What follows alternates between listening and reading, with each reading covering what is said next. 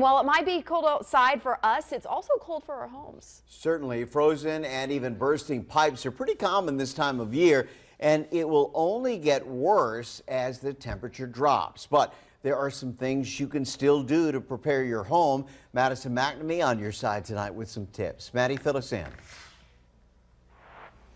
Well, Kurt, Riley, first, what you're going to want to do is outside, disconnect any of your hoses so you can prevent those faucets from freezing. And then inside, I just learned this trick. What you're going to do is open up the cabinets underneath your sink just to let in a little bit more warmth to these pipes.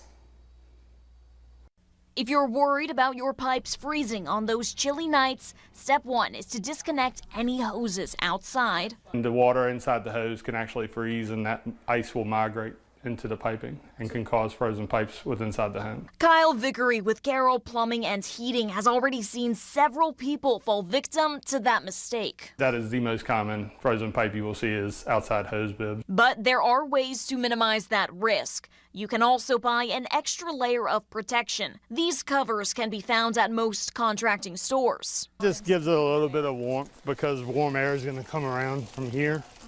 And this little guy will fill up, and it keeps the wind off of it as well. It's a way to protect your faucets, though some people may be tempted to leave their sink dripping instead. Vickery says that can be okay if yours does not get backed up. The water won't sit stagnant inside the pipe and be prone to getting cold, so it keeps water constantly moving. They can be the first water lines to freeze, so Vickery recommends leaving the cabinet doors open too. Open up a cabinet door, let a little warmth in there.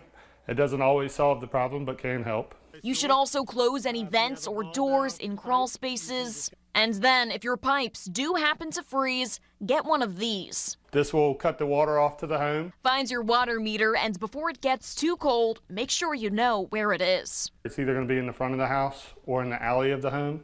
But what you can do is you can take the lid of that cover off, and there is a key style that this will fit onto, and you can actually turn the water off to the home and stop. If you do have a pipe that bursts, you can stop the crawl space or basement from flooding. Now, if your pipes are frozen, Vickery says do not try to apply any direct heat to them like with a hairdryer, because he says too much heat too fast could cause them to split. And then he says you should really just try to let them thaw naturally. If there is any damage, you can then give them a call. They can check it out. They can also check your windows to make sure all that installation is working well too.